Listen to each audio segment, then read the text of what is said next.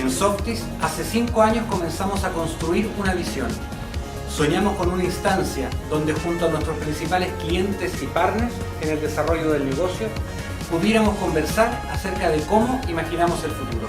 Y que esta conversación nos permitiera construir una perspectiva conjunta sobre cómo las nuevas tecnologías y los cambios en el mundo afectan a nuestros consumidores y por ende el desarrollo de nuestros negocios. Ou seja, criar uma visão onde sonhamos em construir um futuro que nos permita alcançar nosso propósito comum, oferecer o melhor cuidado que as pessoas precisam no seu dia a dia y en cada etapa de sus vidas. La confianza en ese propósito nos obliga a adaptarnos y transformarnos. Por eso en Softys tenemos la convicción de la importancia de la innovación como un eje central y diferenciador de nuestro desarrollo. En Softys nos comprometemos con la innovación, tanto en productos, procesos y estrategias, poniendo énfasis en las mejoras continuas a nivel tecnológico y de sistemas, enfocadas siempre en dar respuesta a las necesidades de nuestros consumidores. Somos una empresa preocupada por las personas. A través de nuestras marcas y sus productos, cuidamos de las familias y sus necesidades diarias. Buscando entregarles la seguridad, autonomía, libertad y cuidado que necesitan en cada etapa de sus vidas. Con marcas icónicas y queridas como Elite y Genol, Confort, Nova, Sussex, Kitchen, Premier, Babysec, Cotidian y Lady Soft, entre muchas otras. Creemos en la colaboración como motor de desarrollo de la humanidad.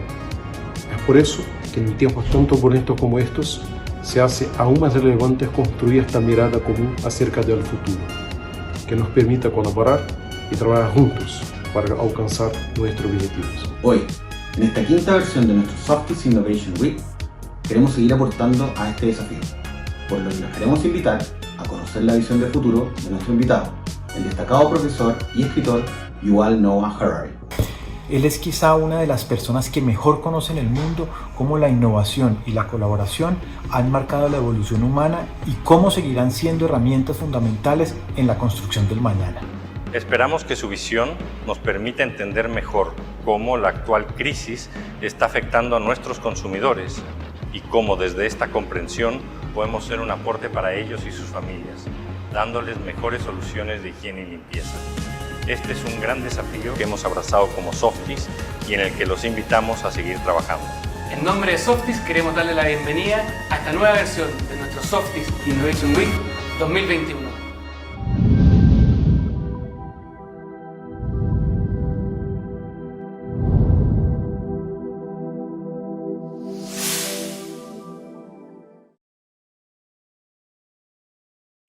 Desde Chile y a casi toda América Latina, soy Amaro Gómez Pablos y a nombre de Softys quiero darles la más cálida bienvenida a esa impresionante red de clientes y amigos para quienes creamos este nuevo ciclo de Softys Innovation Week por quinta vez. Y es que queremos que pensar en innovación se convierta en una suerte de tradición. Sí, yo sé que suena contradictorio, pero no lo es, porque trabajar de manera colaborativa, en sintonía con los desafíos actuales y los que vienen, es lo que nos convoca.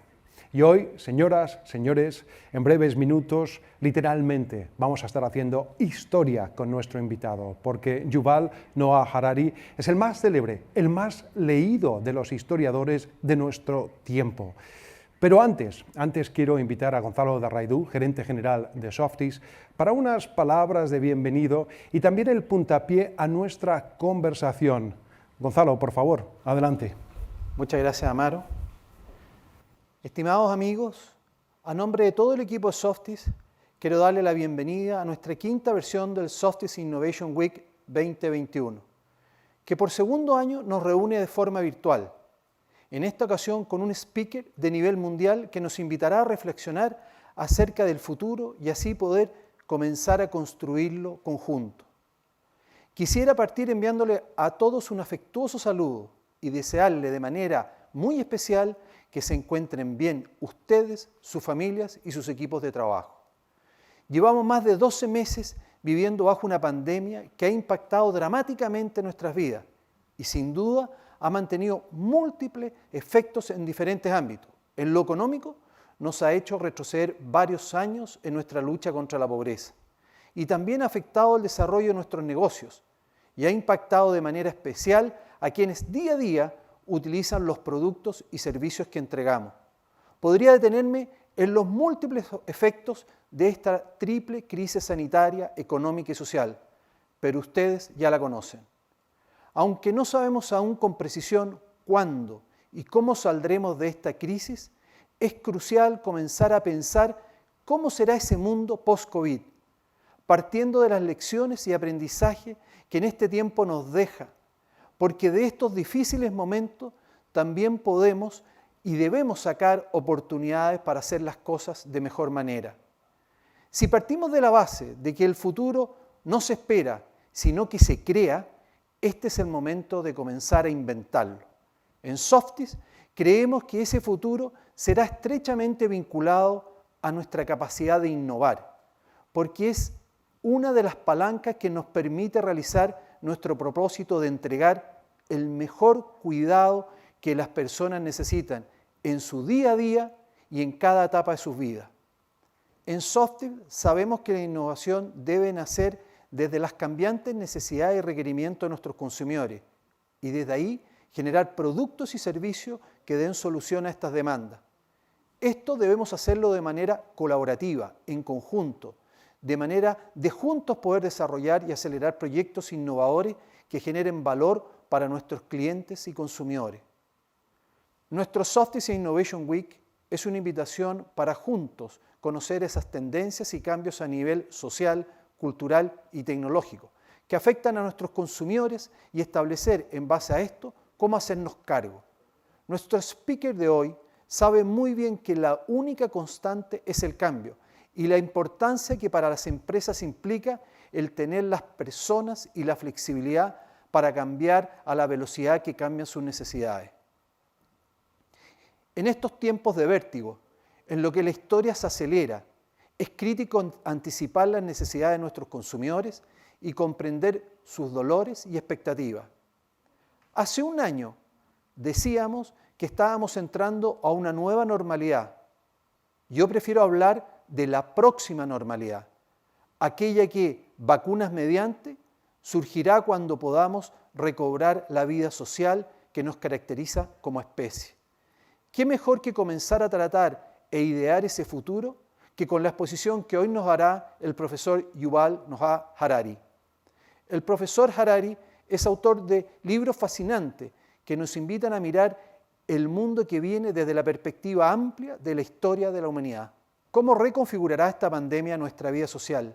¿Qué efecto tendrá sobre la forma en que nos organizamos políticamente? ¿Qué ocurrirá con el proceso de globalización? ¿De qué manera cambiarán las actitudes frente al consumo? ¿Qué rol estamos jugando y jugaremos como empresa? Son preguntas abiertas, cuyas respuestas afectarán a nuestras sociedades, pero también la forma en que desarrollaremos nuestro negocio. Agradezco al profesor Harari, así como a todos ustedes por acompañarnos hoy, y en especial a nuestros clientes conectados desde distintas partes de Latinoamérica. Y los invito a que juntos sigamos trabajando con más energía que nunca para poder cumplir con nuestro propósito de mejorar la calidad de vida de millones de personas. Muchas gracias.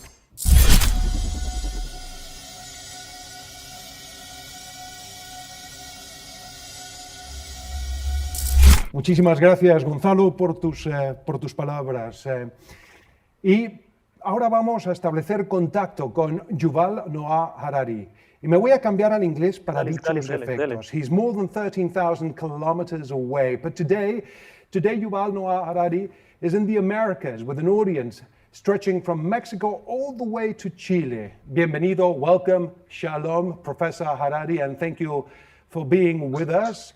Please allow me to share with you a brief introduction because you live in a kibbutz in Israel, which by definition is a farm or a factory where profits and duties are shared and where all work is considered equally important. Which is your view of a free market as a force for good? Might we exercise more power as consumers than as citizens in the future? And what is the role of private enterprise in an increasingly challenging world? COVID-19 is but a first and prime example of how collaboration might be the only road forward. But what happens to competition as a driving force? What are the adjustments that the private sector must take? These are many, many questions. You're the author of some of the most thought-provoking and best-selling history books of our times. And it is with great, great pleasure that I leave with you Yuval Noah Harari as a speaker for Softys Innovation Week. Please, Yuval, thanks for joining us. Thank you. Thank you for inviting me. Hello, everyone. I am very happy to be with you, even if it's only virtually. And I would like to thank Softys for this opportunity to address such a wide audience joining us today from throughout Latin America. I just want to say one correction. I don't live in a kibbutz. I actually live in a middle-class suburb of Tel Aviv, but I can still speak about the question that you raised. Now, most of you are business people, and you know much more about doing business than I do. I'm a historian, but there are times when history takes a very sharp turn, throwing everybody off balance.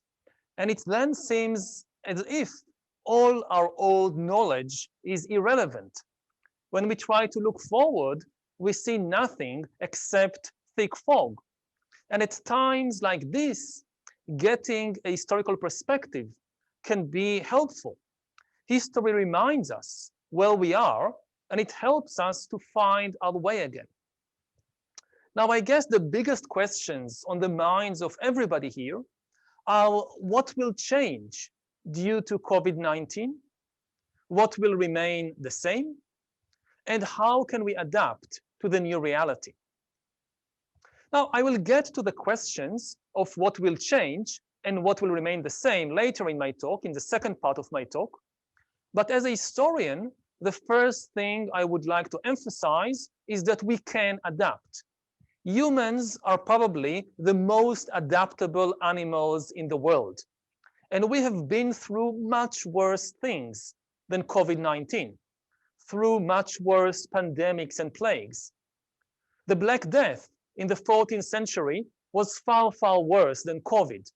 The Black Death spread all the way from Iraq to Norway in just 1 year and killed between a quarter and a third of the total population of Europe, the Middle East, and North Africa.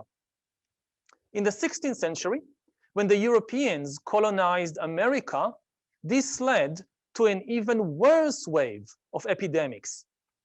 The Europeans brought with them old world diseases like smallpox, and these diseases rapidly spread through America and killed tens of millions of indigenous people. In some areas, they killed up to 90% of the native population. Many historians believe that it was these epidemics, more than anything else, that enabled Europeans to conquer America. COVID-19 is nothing like these terrible historical cataclysms. Moreover, we humans are today much stronger than we were in the 14th or the 16th centuries. When the Black Death reached Europe in 1347, and when smallpox reached America with the Spanish conquistadors, nobody understood what was happening. Neither the Aztecs and Inca, nor the Spaniards and Portuguese understood why people were dying in their millions and what could be done about it. Some thought this was punishment from God. Others thought it was black magic. Nobody knew anything about viruses and other pathogens. Even for much of the 20th century, humanity was still helpless in the face of pandemics. When the big influenza pandemic of 1918 struck, the best scientists in the world tried to identify the cause, but they failed. Many of the countermeasures countries adopted in 1918, 1919 proved to be useless. And all the attempts to develop an effective vaccine were also failed. Several vaccines were developed, but none of them actually worked. As a result, a third of humanity contracted the deadly flu, and between 50 and 100 million people died. When AIDS exploded in the early 1980s, it took scientists about 2 years to identify the virus causing the mysterious new disease. It took several more years to clearly understand how the virus spread and to develop effective countermeasures and medicines. It was very, very different with COVID-19. The first reports about a mysterious epidemic in Wuhan appeared in the media on 30 December 2019. By January 10, less than 2 weeks later, scientists has not only correctly identified the responsible virus, but they also sequenced its entire genome and even published the genome information online within just 2 weeks. Within a few more months, it became clear which countermeasures could slow and stop the chains of infection.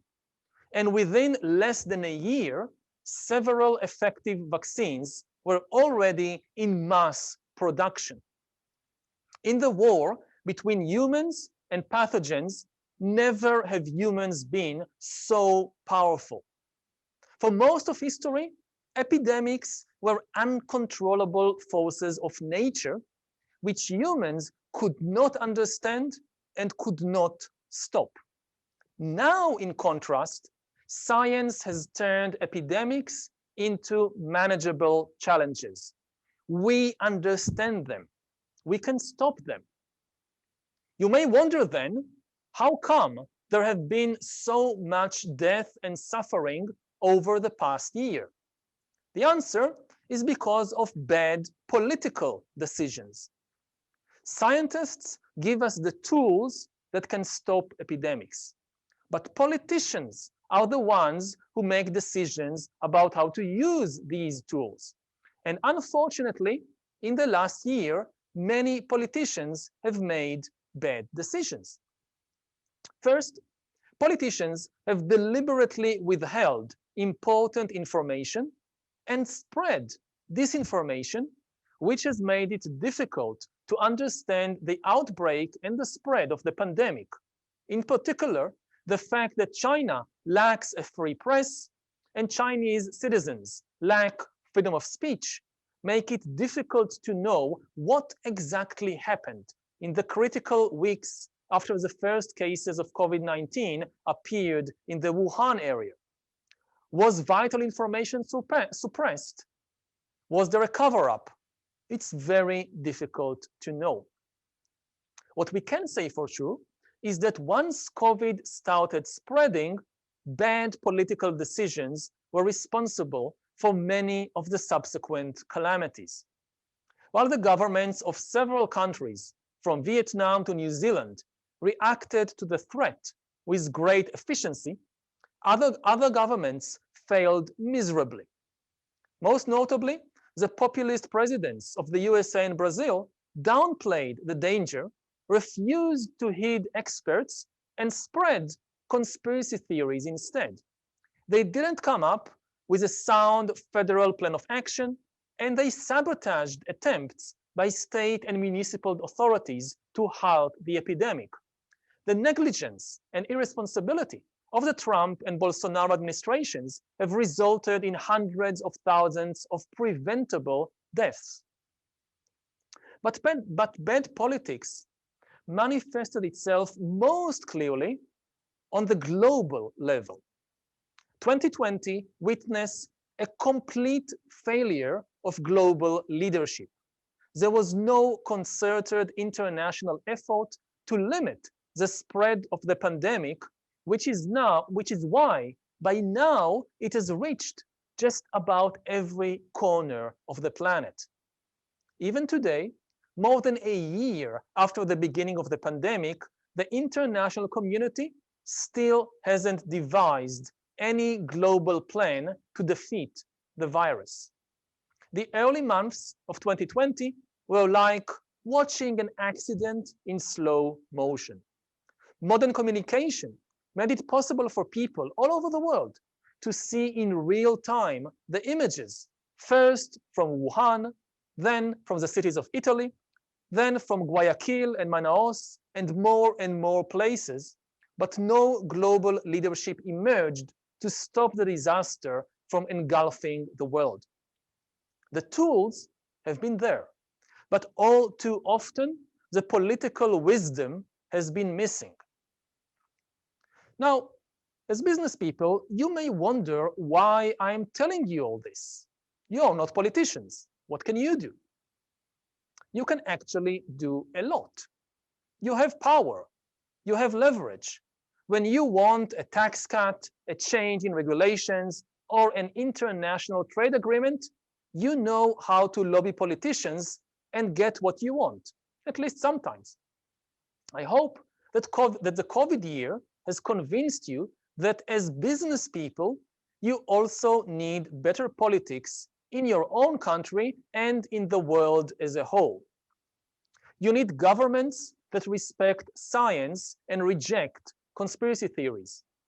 You need a free press that can expose things like epidemics before they get out of control.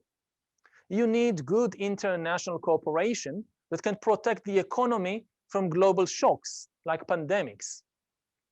Arguments about what happened in 2020 will reverberate for many years to come. But everyone should at least agree on two main lessons that you as business people can help implement. First, each country should invest more in its public health system.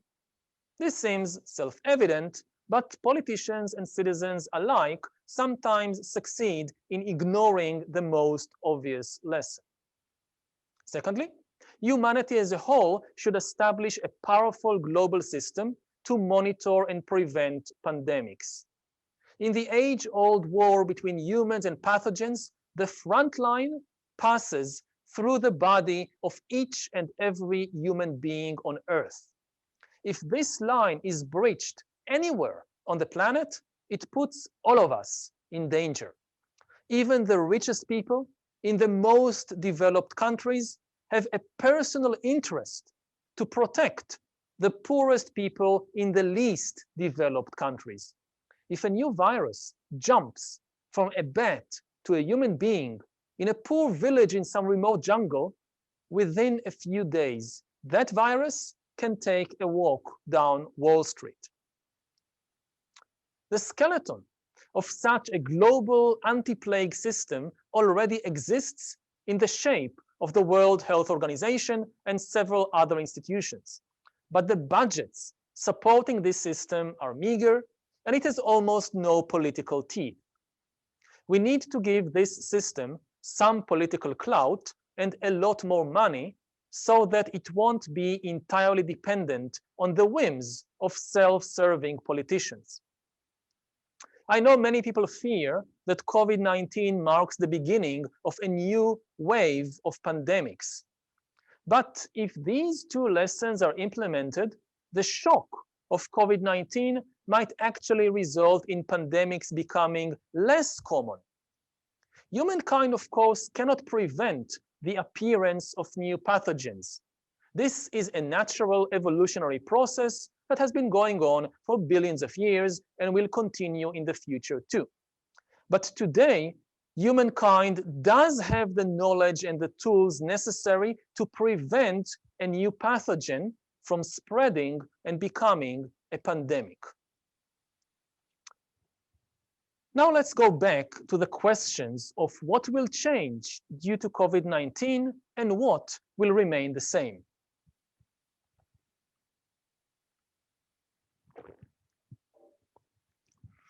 The most important change caused by COVID is a huge acceleration in the process of digitalization.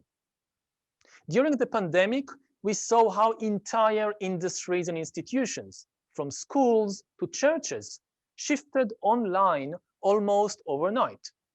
Many of the things that shifted online during the pandemic will remain online even after it is over.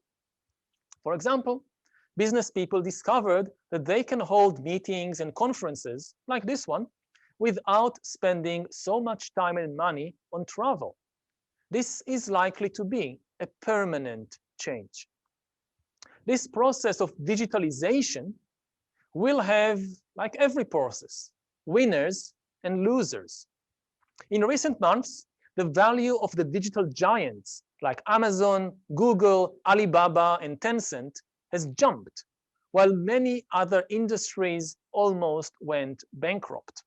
Some countries, particularly those that lead the digital revolution, will benefit enormously from this. Other countries that rely on more traditional industries are likely to lose wealth and power. There is a lot of debate about how the economic recovery from COVID would look like. Some people say that the graph is V-shaped. It looks like the English letter V. Steep decline followed by an equally steep return to normal. Some people say it will be L-shaped. Steep decline followed by a long depression and a slow recovery. My own fear is that it will be neither V-shaped nor L-shaped, but rather K-shaped, like the English letter K, i.e., some regions, countries, and industries will not just recover. Because of digitalization, they will enjoy far more wealth and power than ever before. This is the upper arm of the K. Meanwhile, digitalization will cause other regions, countries, and industries to completely collapse. That is the lower arm of the K. A K-shaped recovery from COVID will mean increasing inequality in the world. This threat is particularly acute for developing countries. In the 20th century, developing countries could usually make economic progress by selling the cheap labor of their unskilled workers. But rapid digitalization and automation might reduce the demand for unskilled labor, and if developing countries lack the resources to retrain their workforce, what will they do? Digitalization will not just eliminate jobs, it will create a lot of new jobs. But these jobs will require high skills. There will be a lot of new jobs for software engineers in San Francisco and Shenzhen, but fewer jobs for textile workers and truck drivers in Mexico and Honduras. Could Mexico and Honduras retrain their textile workers to become software engineers? Where will the money for such retraining programs come from? And it's not just about the jobs. Digitalization raises much broader questions about inequality and geopolitics. We are already in the midst of a digital arms race in fields like data collection and artificial intelligence, AI. Two countries are leading this race, the USA and China. Most other countries are left far behind. If this trend continues, the likely outcome will be a new form of colonialism, data colonialism. Latin America has a long and painful history of colonialism. In the 16th century, the technological advantages of European powers like Spain and Portugal helped tiny conquistador armies to defeat huge empires like the Inca and Aztec and take over the whole continent. Later on, during the Industrial Revolution in the 19th and 20th centuries, the supposedly independent countries of Latin America were dominated to a large extent by the industrial superpowers, first Britain and then the USA. It might happen again in the 21st century with AI. When Pizarro landed in Peru in 1532, he came with horses and steel. When the British and Americans came, they relied on railroads, airplanes, and gunboats. But in the 21st century, to conquer a country, you no longer need to send in the gunboats. You just need to take out the data. A few corporations or governments harvesting the world's data could transform the rest of the globe into data colonies. Imagine the situation in 20 years when somebody in Beijing or in San Francisco has the entire personal data of every politician, mayor, journalist, and CEO in Chile or Colombia. Every illness they ever had, every sexual encounter they ever had, every joke they told, every bribe they took. Would Chile and Colombia still be independent countries, or would they become data colonies? What happens when these countries find themselves utterly dependent on digital infrastructures and AI-powered systems over which they have no effective control? In 1494, Spain and Portugal signed the famous Treaty of Tordesillas, dividing the whole world between them. At the time, it looked ridiculous that these two small European countries would divide entire continents without even asking for the opinions of the people who lived there. But the fact that today Brazilians speak Portuguese while Argentinians speak Spanish is the result of that treaty. Now, the US and China are dividing the world between them. If you sign a treaty with Huawei or with an American corporation to provide you with your 5G infrastructure, that might eventually prove to be as important as the Treaty of Tordesillas. On which side of the global digital divide will you find yourself? Becoming a data colony will have economic as well as political consequences. In the 19th and 20th centuries, if you were a colony of an industrial power like Britain or the USA, it meant that you mostly provided raw materials, while the cutting-edge industries that made the biggest profits remained in the imperial hub. Argentina exported beef to Britain and imported locomotives and other sophisticated machinery. Manaus provided rubber, but Detroit made the cars. This is likely to happen again with data. The raw material for the AI industry is data. The vital data fueling the development of AI in Silicon Valley and China comes from all over the world, but the profits and power are not distributed back. Data from Manaus might make a corporation in San Francisco or Shenzhen rich, while Manaus remains poor. This is a very big danger, but it's not a prophecy. It's just a possibility. Countries like Brazil, Peru, and Mexico can still do something to prevent it. Individually, they are too weak. Not even Brazil can stand up to China or the USA, or to the digital giants like Amazon and Alibaba. However, if all Latin American countries cooperate on this, and if they also cooperate with other third players like the EU, together they have enough power to chart a different future for themselves and for the whole world.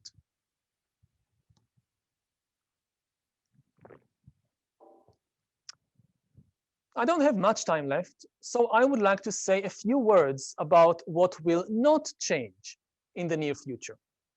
Most importantly, COVID-19 will not change the basic features of human behavior and of human nature. Our species has confronted much more deadly plagues before. The Black Death didn't change human nature. The 1918 influenza pandemic didn't change human nature. AIDS didn't change human nature. Despite all these horrible experiences in our history, we are still social animals that like contact. Just as AIDS didn't kill sex, COVID-19 will not kill hugging. Indeed, COVID-19 might well remind us of our deep need for human connection and for the importance of human communities. And here, we can again learn something from past pandemics. Consider what AIDS has done to the LGBT community. When AIDS exploded in the early 1980s, it struck the gay community particularly hard.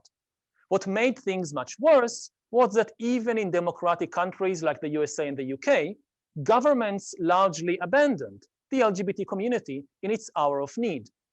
The Reagan and Thatcher administrations invested very little resources in taking care of the sick or in looking for medicines and vaccines. They even refused to speak openly about how AIDS spreads and about how people can practice safe sex and protect themselves from infection. The silence of Reagan, Thatcher, and other leaders resulted in the totally preventable death of hundreds of thousands of people worldwide. But instead of leading to despair, this betrayal from the top spurred the creation of new grassroots organizations that spread reliable information about AIDS and fought for the political rights of LGBT people and people with AIDS.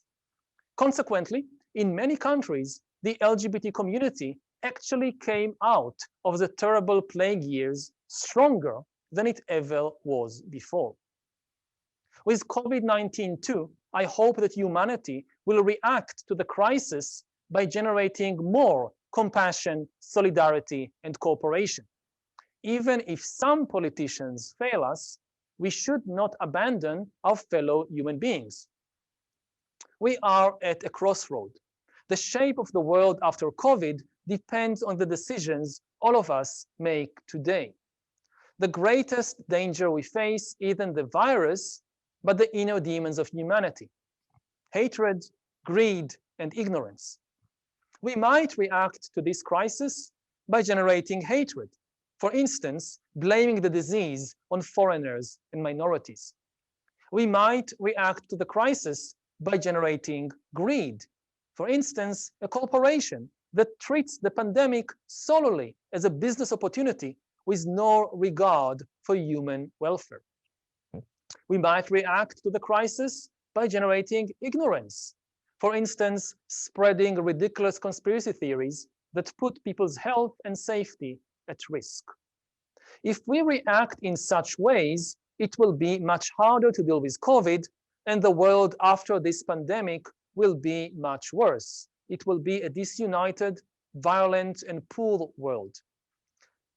But we don't have to react by generating hatred, greed, and ignorance. We can react by generating compassion, generosity, and wisdom. We can choose to believe science and not conspiracy theories. We can choose to cooperate with foreigners instead of vilifying them. And we can choose to share what we have instead of caring only about getting more for ourselves. If we react in such a way, it will be much easier to deal with this crisis, and it will create a much better world afterwards. A world ready to deal with future crises like future pandemics, ecological collapse, and the rise of artificial intelligence. I hope we all make wise decisions in the coming months, and that out of this crisis, we will create a global society that is more responsive to the shared challenges that we face. Thank you. Thank you for that brilliant and thought-provoking presentation. And now we have some time for the Q&A with some of our clients. But to kickstart the conversation, I have Luis Felipe Gafitua, President of the Board of Directors at Softys, who's asking the following. Muchas gracias, Amaro. Buenas tardes. Un gusto poder saludar al profesor Harari y de forma muy especial aprovecho de enviarles un afectuoso saludo a quienes nos acompañan esta tarde desde múltiples países en Latinoamérica. Profesor Harari, usted ha señalado en diversas publicaciones que las empresas, al igual que los seres humanos, debemos enfrentar un desafío de transformación constante. ¿Cuál cree usted que son las habilidades que las empresas deberemos desarrollar para adaptarnos a las nuevas reglas? ¿Y cuál cree usted deberá ser el rol de las empresas como aporte a la sociedad y a las comunidades donde operamos? Like individuals, companies need to constantly reinvent themselves.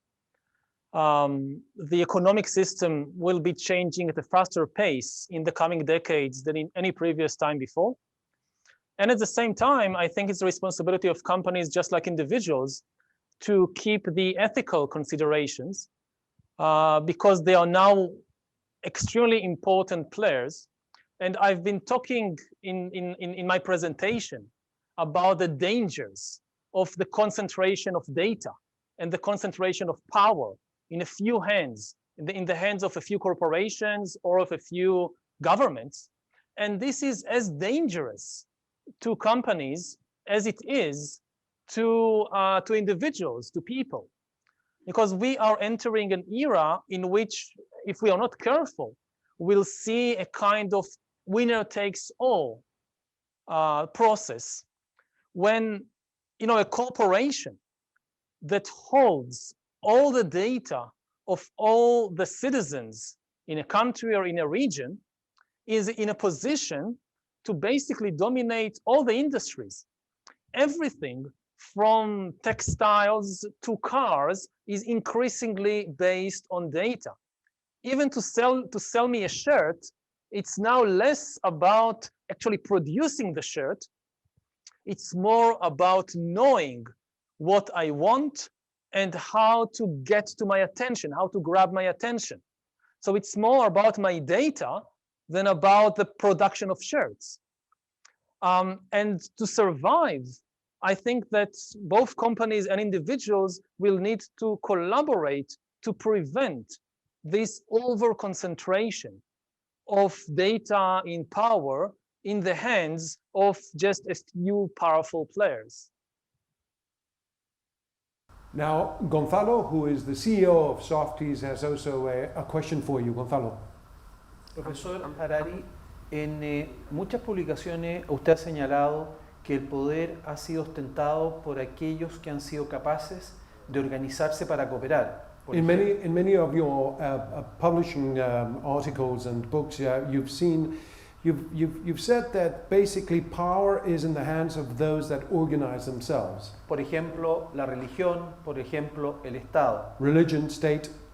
¿Cómo ve usted, dado todos los cambios que está viviendo la sociedad, dónde quedará situado ese poder y de qué manera va a afectar esto en las empresas? Now that we're seeing all the changes that we've witnessed, how do you view where is that power going to be concentrated and where do companies reside in this power game? So again, it's basically what I just said, that those who control the data and the flow of data in the world, they are now the most powerful. We saw an evolution in history that thousands of years ago, the most important asset in the economy was land. And therefore, the most powerful players were the landowners. They were the aristocracy. And if too much land was concentrated in the hands of a very small number of people, what you got was a dictatorial or an imperial regime. Then in the last 2 centuries, the nature of power shifted. It was far less about land, even though land is still important, but it's declining in importance. And it's more about the power of production. Who controls the factories, the railroads, the machinery? This is now the source of power. And this is what we saw in the last 2 centuries, that if too much of the production capacity, of the production power is concentrated in too few hands, either you get an extreme form of robber capitalism in which a tiny elite exploits everybody, or you get communism, then you replace, not corporations are controlling this, it's the government who controls all the production power, and it's equally bad. You get the horrors of totalitarian communism. Now, these means of production are declining in importance, and as I said, data is becoming the new key asset. So those that control the data, they are the powerful, and our task is to prevent the over-concentration of too much data in the hands of either just a few countries, or just a few corporations, or a single entity like the government. And as I said, it's an interest not just of individuals, but also of companies. Of course, if all the data is harvested by one corporation, that corporation will be extremely powerful and glad, so maybe it's good for it. But all other businesses will basically go bankrupt. This corporation can do everything better. No matter what your field of specialty is, somebody who has all the data about your customers, about your consumers, will be able to compete with you and to push you out of business. Professor, we have a question coming from Argentina, from Nicolas Brown, with the following. Durante la pandemia muchos descubrieron que pueden hacer su trabajo en forma remota. ¿Pensás que buscando más tranquilidad y una mejor calidad de vida puede haber una migración desde las grandes ciudades hacia ciudades más pequeñas? Por otro lado, ¿pensás que con la vuelta de la normalidad el turismo internacional va a volver a sus valores pre-pandemia? Hay algunas teorías que dicen que va a crecer mucho el turismo work and travel, donde las personas van a trabajar en forma virtual desde lugares más acercados a la naturaleza o lugares turísticos. ¿Ves esto como una posible tendencia post-pandemia? There is certainly this possibility. I'm not an expert on demographics or urban trends, so I don't want to make any kind of prediction. I would emphasize that none of this is deterministic. People, when they look at the development of the last year and at the impact of the pandemic, they often try to imagine what the future will be, what kind of future this pandemic will create. And the most important thing to realize is that it's not deterministic. The same factors, the same events can lead to very different futures depending on the decisions that governments and companies and individuals take today. So it's true about trends in demography or geopolitics or anything else.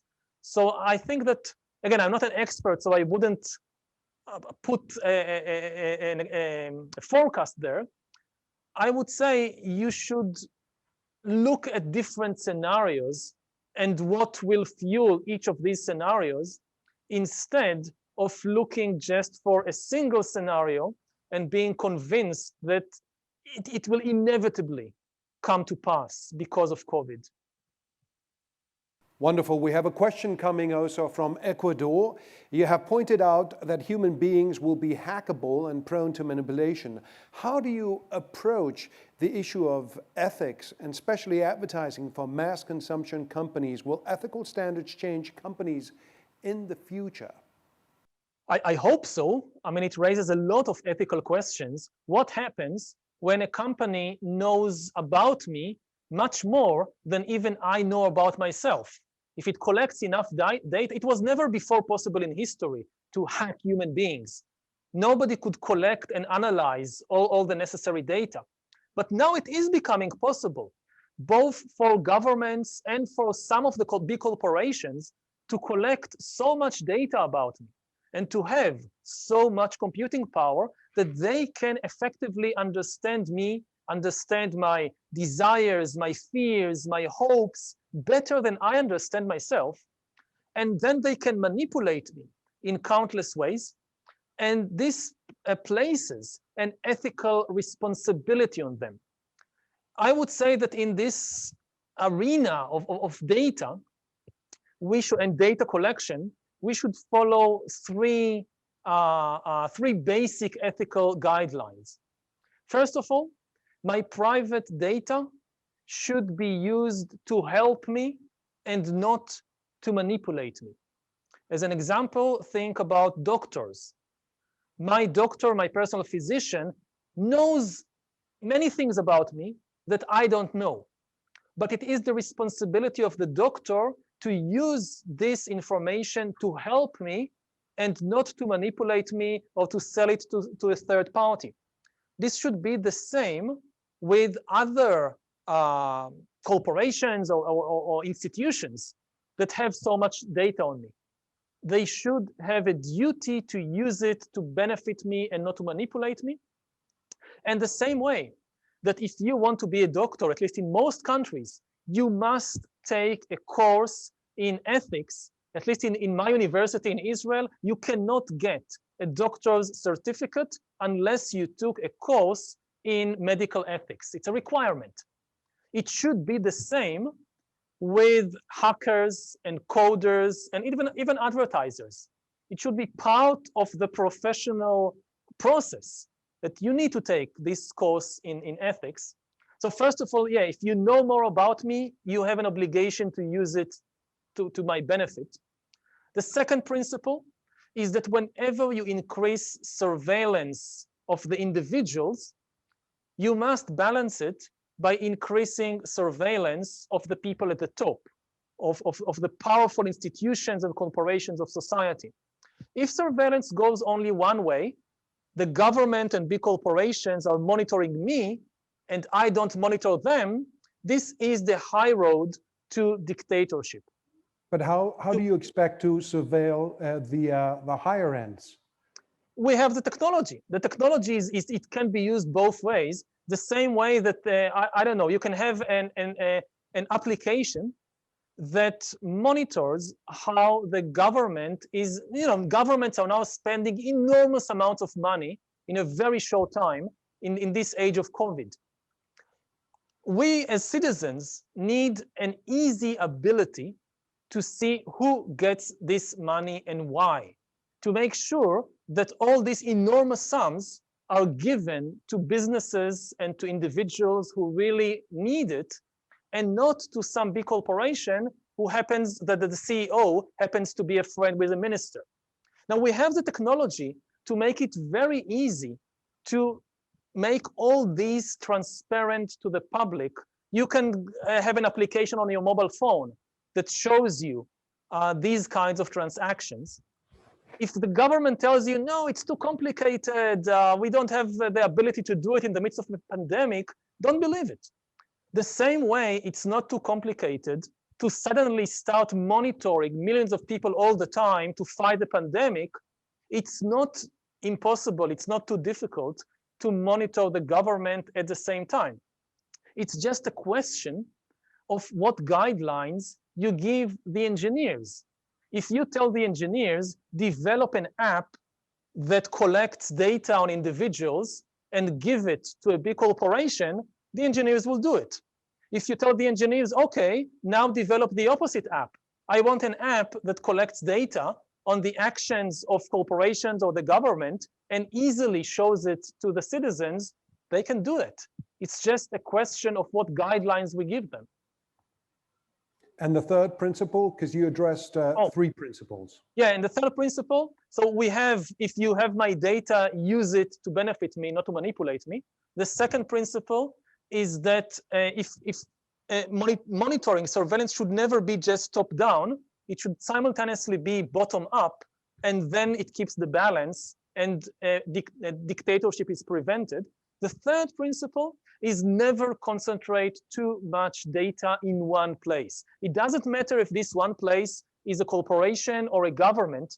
If all the data is in one place, this is again a recipe for dictatorship. Somebody knows more about everybody than everybody else. That's dangerous.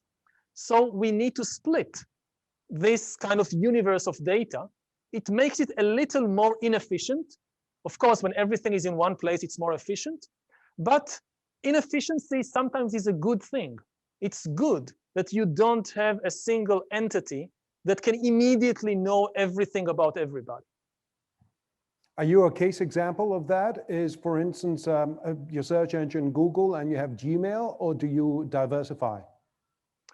I try to diversify. I don't even have a smartphone. My husband is basically carrying the smartphone of the family, and I avoid it. So you're stress-free? To some extent, yes. But, you know, we have, in my country, in Israel, we have these extreme cases that during this COVID year, the secret police was given special powers to follow all the citizens of the country, which is shocking. To stop the epidemics, they said. At the same time, the discussions in the government about policy regarding COVID and economic policy and lockdown policy, they declared it a state secret, what was said in these discussions, and they closed the files for 30 years. Only in 2050, Israelis will get the right to discover who made the decisions about what happened in this year and why. This is absolutely insane. At one point, you are letting the secret police, not the health authorities, the secret police follow everybody. That's fine. But letting the citizens know why the government made the decisions, no. That's secret. We should keep it secret for 30 years. So this is a huge danger, and it shouldn't be like this. That's where the bottom up is failing. Now, we have a question that is interesting from Chile, and it says the following: will people exercise more power as consumers through consumption choices or as citizens through the voting rights? I think we don't have to choose. We have both. We have our power as consumers to choose different products, different companies, and we have our powers as citizens. And it goes in different directions. I mean, it should be clear that some questions are inherently political and they need to be decided through a political process. The free market cannot solve them. If we talked a lot about regulation of data, this cannot be done through the choice of consumers that I'll say, oh, I don't like the data policy of Facebook or Amazon, and I'll go for another company, and this will somehow put a check on their data policies. It won't work. They are so powerful by now, they have so much data that only political power can regulate them. And again, in many countries, even the governments are helpless. Maybe the government of the US can still effectively regulate these tech giants, but many of the smaller countries of the world, if they don't unite, they have no chance to regulate it. And this should, again, come from below. Citizens in these countries should be aware of the danger they are facing and should demand that the government make it a high priority to regulate where the data of this country is being harvested and accumulated, and who is getting empowered by the data of the people of this country. Now we have a question coming from Peru, and it is the following. Professor Harari, such a pleasure. My name is Augusto Townsend, and this question comes from Peru. Many countries are experiencing increasing levels of polarization, which are pushing their democracies to the point of becoming dysfunctional. How do you see societies and political systems in particular solving this issue of extreme polarization? Do we need to see democracy or political parties evolving into something else? Thank you. Yeah, unfortunately, we do see a lot of threats to democracy all over the world. In many places, people have even forgotten what democracy actually means. You see that some people have this idea that democracy is just about elections, that if every couple of years you have elections, you choose a government, then the government can do whatever it wants, and this is a democracy. It's not a democracy. This is just majority dictatorship. Democracy is a system of government that ensures the liberty and equality of all the citizens, whether they belong to the majority or to the minority, and places limits on what the government and the majority can do. Yes, public policy should be done according to the will of the majority. How much taxes we pay, which kind of agreements we sign, whether to go to war or not, this is the will of the majority. But there should be limits to it.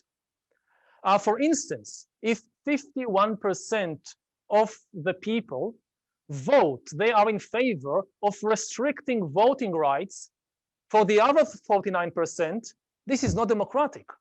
And if 99% of people want to put the other 1% in concentration camps and kill them, even though 99% of the people want it, it shouldn't be done. It's not democratic. So first of all, we need to understand what democracy is. It's not just elections. It's much more than that. Secondly, we need to appreciate the huge advantages of democracy. Especially in a time of crisis like this, many people fall victim to the idea that dictatorship is better because it's more efficient. And it's true. In the short term, dictatorships sometimes are more efficient because obviously you don't need a lot of compromise and discussions and whatever. It's just one person making all the decisions and then ruthlessly stepping over anybody who tries to oppose. So it's faster, it's more efficient in this sense. But in the long term, it's far less efficient, it's dangerous. First of all, because everybody makes mistakes. Nobody is perfect. When a democratic government makes a mistake, it's easier to know about it and to correct it. And if the government refuses to change a course of action, you can just replace the government. Like happened in the US with, this disastrous policy of the Trump administration about COVID. The Americans eventually just voted to kick him out and bring somebody else to do the job. That's the advantage of democracy. In a dictatorship, if the dictator makes a mistake, and sooner or later everybody makes mistakes, you can't get rid of him. You can't replace him. Just the opposite. Usually when a dictator makes a mistake, he never admits the mistakes. He uses his control of the media to blame all the problems on foreign enemies or internal traitors and demand even more power. So instead of correcting the mistake, the system amplifies it, increases it. So that's one big advantage of democracy, is that it's easier to correct mistakes. The second is that with free information, free press, freedom of expression, information circulates much better. And for example, when an epidemic starts in a dictatorship, there is a tendency to suppress the bad news. And because there is no free press, it's difficult to hear about it until it's too late. In a democracy, even if some government official tries to suppress the bad news, some journalist or some private citizen will publish it. Similarly, if you think about the vaccines, I personally would much rather be vaccinated with a vaccine produced, researched and produced in a democratic country than in a dictatorship, unless later on the vaccine from the dictatorship was vetted in a democratic country for obvious reasons. I mean, in a democracy, if it turns out that the vaccine has some dangerous side effect or is not effective enough, it will be published. The public will know about it. In a dictatorship, you're never sure. Maybe they discovered some side effect and silenced it. So democracies have inherent long-term advantages, and it would be very disastrous if in the service of some imagined short-term efficiency, people will throw their democratic freedoms away, especially because once you lose it, it's very difficult to get it back. Dictatorship is a one-way street. You can enter it very easily. It's very, very difficult to get out once you're in. Crystal clear. And we have lastly 2 questions. One coming from Softys Brazil, from someone that's read all of your books, and it's the following. Hello, Professor Harari. Thank you for writing your books. I read Sapiens and Homo Deus last year, and I think they are really incredible books, among the best I have ever read. In Homo Deus, which I believe you wrote about 7 to 8 years ago, you talk about the plagues of the past and how science has improved our lives so much and how it will continue to improve it in the future. After the real pandemic happened in our lives, On the top of that, we were able to observe poor political coordination in several countries, many people believing in fake news instead of science, and differences of opinion even among scientists. If you were to add something to the book after the pandemic, what would it be? About pandemics specifically? Well, my main point in Homo Deus about pandemics is that they have been turned from uncontrollable forces of nature that humans can't understand and can't stop. They have been turned into manageable challenges. We can understand them, we can stop them. But as we've seen in 2020, the fact that we can do it, that we have the power to do it, doesn't mean that we also have the political wisdom to use our power correctly. And I think I underestimated this factor when I wrote Homo Deus. I wrote Homo Deus in 2014, 2015. It came out in 2016. So I wrote it when the international system, the global system, was still much more robust and cooperative than today. And the main example I saw when I wrote about pandemics was the relatively successful case of the Ebola epidemic in West Africa in 2014, when an international reaction to the outbreak of Ebola managed to stop the spread of Ebola in Africa and across the world and contain the pandemic. I didn't see that in the following 4 or 5 years, the global system will deteriorate, and that even some of the main countries like the USA and Britain, which previously were the leaders of the global community, they will deliberately undermine global cooperation, and that nobody would come in to fill the vacuum. So this kind of complete vacuum of global leadership that we saw in 2020, it came to me as a shock. And if I would go back to Homo Deus, then I would take this into account, of course. Now, from Mexico, is COVID the prologue to climate change and how we must better organize ourselves as companies, as governments, as citizens for such common threats?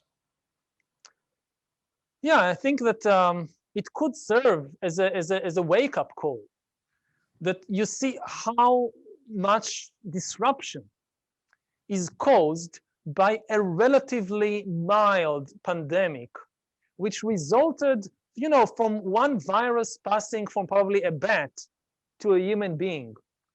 Look what consequences. Now think what will be the consequences of a much bigger ecological disruption, which involves not just potentially more epidemics, but many, many other factors. So hopefully this will be a wake-up call for everybody, governments, corporations, citizens, that we need to get our act together and cooperate in slowing down and preventing catastrophic ecological changes, catastrophic climate changes and other ecological changes. Again, I don't know what will actually happen. So far, things don't look very optimistic, despite what we have seen in the recent months. We still don't see a global leadership emerging. We still don't see greater global cooperation. So maybe humankind will fail this test.